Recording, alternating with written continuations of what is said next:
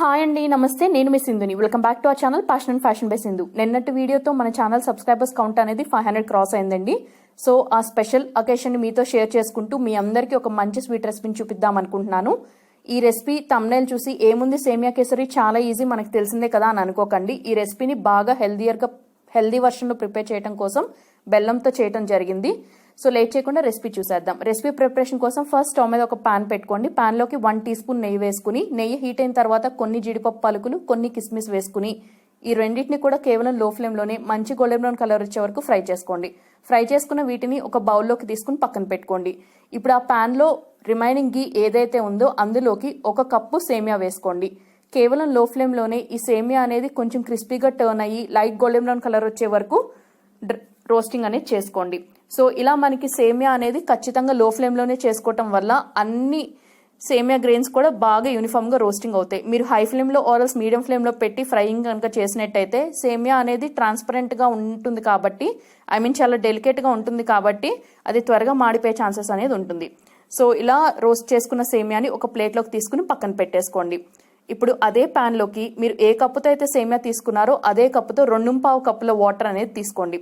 మీరు standard measurement ఉండటం కోసం 1 కప్ ఆర్ఎల్స్ మెజరింగ్ బౌల్ తీసుకోండి. దాంతోనే ఇంగ్రీడియంట్స్ అన్ని కూడా కొలుచుకోండి. సో దానివల్ల పర్ఫెక్ట్ టేస్ట్ అండ్ టెక్స్చర్తో మీరు రెసిపీ అనేది ఫుల్ ఫ్రెష్గా ఎంజాయ్ చేయగలరు. ఇప్పుడు ఫ్లేమ్ అనేది మీడియం టు హై అడ్జస్ట్ చేసుకుని వాటర్ బాయిలింగ్ స్టేజ్ వచ్చే వరకు మీరు బాయిలింగ్ అనేది చేసుకోండి.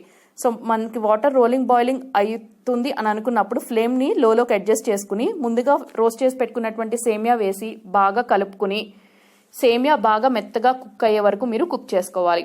సో ఇవాల్టి నుంచి నేను నిన్నటి వీడియోలోనే నేను ఒక చిన్న స్లైడ్ అనేది ఇంక్లూడ్ చేశాను. మీలో ఎంతమంది నోటీస్ చేశారో నాకైతే ఐడియా లేదండి.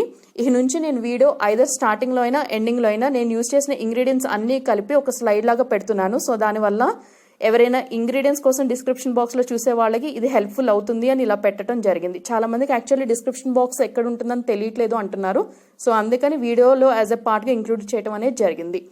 సో ఇప్పుడు మనకి సేమియా బాగా దగ్గర కుక్ అయిపోయింది అని అనుకున్నప్పుడు ఇందులోకి 1 కప్పు వరకు సన్నగా తరిగినటువంటి బెల్లం తరుగు వేసి ఫ్లేమ్ని లోలోనే ఉంచుకుని కుకింగ్ ప్రాసెస్ అనేది కంటిన్యూ చేయండి. మనకి బెల్లం కంప్లీట్గా కరిగి సేమియా కేసరి అనేది బాగా దగ్గరికి పడి పాన్ నుంచి సెపరేట్ అవుతుంది అని అనుకున్న స్టేజ్లో ఫ్లేమ్ని టర్న్ ఆఫ్ చేసే ముందు 1/4 టీ స్పూన్ యాలకుల పొడి వేసి బాగా కలుపుకుని ఫ్లేమ్ని టర్న్ ఆఫ్ చేసేసి ఈ డిష్ని సర్వ్ అవుట్ చేసేసేయండి. సర్వ్ చేసే ముందుగా ఫ్రై చేసి పెట్టుకున్నటువంటి డ్రై ఫ్రూట్స్ కూడా వేసి బాగా కలుపుకుని డిష్ అవుట్ చేసి సర్వ్ చేసుకోండి.